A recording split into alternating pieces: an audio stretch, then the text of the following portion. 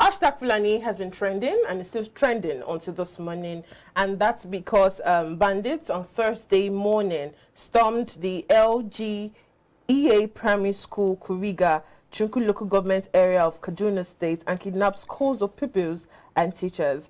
And it was gathered that the incident happened at about 8:20 a.m. immediately after the morning assembly. Now, local says the head teacher of the school and some other staffs were among the victims. And information regarding the abducted individuals is unclear and lacks specific details as at this moment. Now, let's take a look at some of the reactions on social media. Now, Twitter has actually been on fire. It has been on fire. Now, the first reaction from Salim, and said yesterday over 113 female IDPs were adopted in Borno. I think Uche mentioned that earlier today. And 200 primary school pupils were abducted in Kaduna. When will this end?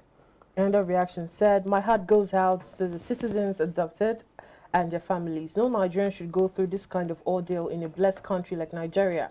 But how can a school be like this in 2024, dilapidated, and someone, I would say, Natu El-Rufai was the next best thing after sliced bread? And a reaction, how can 250 students be successfully kidnapped? Can you imagine the kind of logistics required to pull this off? You mean the security operatives saw nothing and couldn't fold their attempts? Something is obviously fishy. And that reaction said, how did they move 287 pupils, which means buses, camelback, motorcycles, or how? No, which means, I beg your pardon now, what is the condolence visit for? It's not adding up. There's a big scam somewhere. No drones deployed to track them, no helicopters, big scam. In that reaction, the government watched banditry blossom into full-scale industry. They put on agbada and suits and ride in expensive convoys, but unable to solve any problem. Men without shame. Uche, how do you react to this? I mean, it's obvious. My reaction, you can almost tell how I feel about it. It's a very excruciating situation to be. It's very heart-wrenching, and you know, I totally align with all the reactions, all of them. They have serious points to make. How do you convey over 300 pupils? I'm not talking adults that can control themselves. I'm talking children that will keep. Some are running here, some are running there. They're crossing the main road when they're not asked to. How do you control that type of movement? There are security operatives in that school, for crying out loud. That school is very close to a military base, and you want to tell me that they didn't see anything? How were they conveyed? Josh was giving an analogy this morning, and it made a lot of sense. An average coastal bus seats about how many persons? 14 to 16, 40 to 42 plus the driver, if you want to put it that way. Good. And we're talking 200. So how many coastal buses? Yeah, that's what that reaction is asking. Did you use camelbacks, motorcycles? Exactly. Even if you took luxury buses, what we call the luxurious buses, how many? And they are very, very not conspicuous. So you can't even hide the luxury bus. There is so much fish smelling with this situation, and it will be very, very unfortunate if this is one of the situations, like every other situation in Nigeria, that will be swept under the carpet. It will be very shameful and very appalling. Yeah, very. Josh, how do you react to this?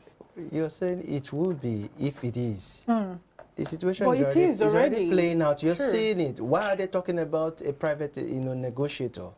Did we not see that when we had the Buhari administration? So it tells you that they are still replaying that same old format. Where are these girls going to? Even when we understand that the North, in terms of geographical placement, is so broad, and it takes a whole lot of security architecture to really, man that situation. But then, how did they come in? How did they go out? From where? So you mean that they took these girls on a long kilometer drive and there was no interception by police on the road? To where exactly? It really doesn't make any sense. Are we trying to see a situation of what played out in Jonathan administration, where when they got tired, of course they couldn't use coup to discredit him, they had to use insurgency. So are we seeing this playing out now? Because obviously just a week or two ago we heard about a coup plot. It didn't work out. So maybe this might likely work out. It's just really painful. I mean, even if you want to tell me that the North, by geography, is a very broad place, it is our lands. And I want to believe that the government of this country has knowledge of what the lands are like and how to man it. It is ours. It's just like saying that an unwanted drone flew into the airspace of Nigeria, and you're telling me that we cannot shoot it down or find a way around it. It's a very, I mean, there's no excuse. Anyways, that would make any sense. Yeah, we just hope that this is not another case of the Chibok girls. Sure. We just really hope. And these are children. These are children. Anyways, I'm sure you both saw the fights for Saturday, Anthony Joshua and Francis in Ghana. All right. We're just going to go straight to the reactions because I'm sure Uche has something to say. So let's just go straight to the reaction. Now, the first reaction actually said, this was a fixed match. The second reaction, finally, AJ cut down on his muscle and became more athletic, which is such a huge improvement in his fight game. He learned from his previous loss with Husky. This is a sign of good things to come for AJ. Such a huge improvement in athleticism. Overconfidence killed Francis, but it should be expected if you beat number one. Another reaction, Francis needs to start with the lower ranked heavyweight guys. Starting with Fury and AJ will definitely make him quit boxing. It really isn't a match for them. And finally, it seems like Anthony Joshua was extremely focused and determined in his performance. His dedication and skill definitely paid off in the ring. Uche. I don't know why Uche is happy. Fixed match. I really... Did I see someone say, did you see that knockout blow? I think it was second round. Did you see that? He knocked him out in just second round. You know how they say you want somebody 500? That was beyond 500. You want that guy 1,500.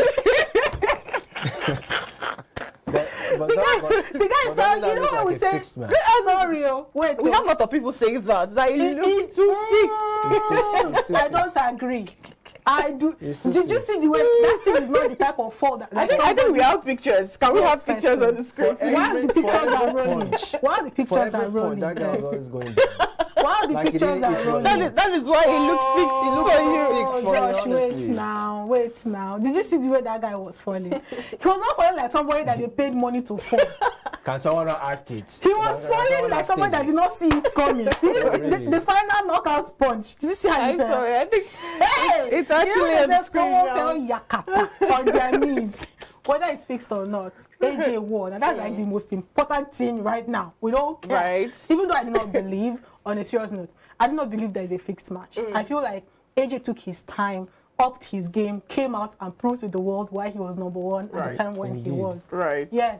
Did you see the match? I watched some clips and I noticed that you want to join an entire boxing fight by of course, there's this conspiracy theory in the air that sometimes some of these guys, when they owe so much death, they usually have this match fixed so as to, Ghana. I don't know about that. So much. And I actually don't agree. No, honestly, I feel it's the case because if you look at those punches, if someone had always been in that situation, I think that's why people are advising him to start with less heavyweight champion. The collapse is just so staged. Have you seen High Tyson used to punch people? Oh, no, I know. All right, so I think the major conversation here should even be why our brother did not hail us when he was hailing every other people. Even hail Ghana, he did not hail us. And so, what are you attributing to it? Tell us. I think AJ has had enough of you people's shenanigans. Anyways, let's move to the next story. So, a video has made the round on social media. In the video, it was shown new intakes from the Nigerian army. They showed us how they're actually being trained. Let's take a look at the video. Wow. Receive sense in Jesus' name. Receive sense. Say amen. My friend, amen. Say kabosh. Kabosh. Receive sense in Jesus' name. You want? Receive sense. Receive sense. You want to be a cadet, ba? Receive sense. Want to be a cadet? What was the reaction? Wait, what was that? Please go. Oh, it's not funny, actually. It looks funny, but it's not funny. And the crazy thing is that they actually have excuse to everything. You get them from the reaction. Now, the first reaction said, A lot of things are wrong in the Nigerian army, and yet they'll come out and say this is training. What sort of training is this? And that reaction said, this is really bad. You won't scatter my head before I read the camo. How do you want me to think straight? And that reaction said, this doesn't make sense now. Isn't this too much for new intake? I feel bad seeing the maltreatment this new recruits are facing. After saying this, tell me how some other persons will have zeal to join. In that reaction, one of the reasons why Nigerian army puts their frustrations on civilians when they're out of training, instead of channeling it on Boko Haram, they choose to oppress the civilians. And that reaction said, this is good training. Most of you will not understand, like Uche.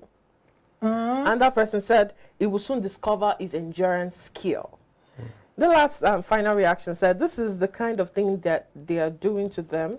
Little wonder when they finish training, they start to oppress civilians and carry out all the antisocial, irresponsible behavior. How much value does this add to their training? How does this build them for national security? Just how do you react to it? It is exactly what they say now. When they go through such trainings and they come out, they're looking for where to vent that frustration. Perhaps they weren't sent to Sambisa. So the nearest Sambisa are the civilians. That's how I see my kid. How do you react? It doesn't make any sense. I mean, the world is a global village, literally. I mean, we've seen how SEALs and Marines and American Army, even Japanese, Chinese, all the other countries of the world. Train their new recruits. How they train their new? Why is our own always? What did that boy do to you? But they say all crimes are local. So why are you comparing us with? Wait. This is the Nigerian army. See, when you go for international exchange programs, and I'm sure they have that in the army. I'm sure they sit down with other people in other armies across the world and see what it's like to be in the army. What are you telling me? Crime is local. It does that not mean that you will not now learn how to fight it? Which is actually our elements today. Anyways, let's move on. Like they said, he will soon discover his endurance. See, that thing is not how to discover endurance. So. If you want to put somebody through some endurance trainings, I can give you some good examples. You understand? Not to be hammering somebody's head like that. Well, what if he gets a concoction? What are you going to do? Actually,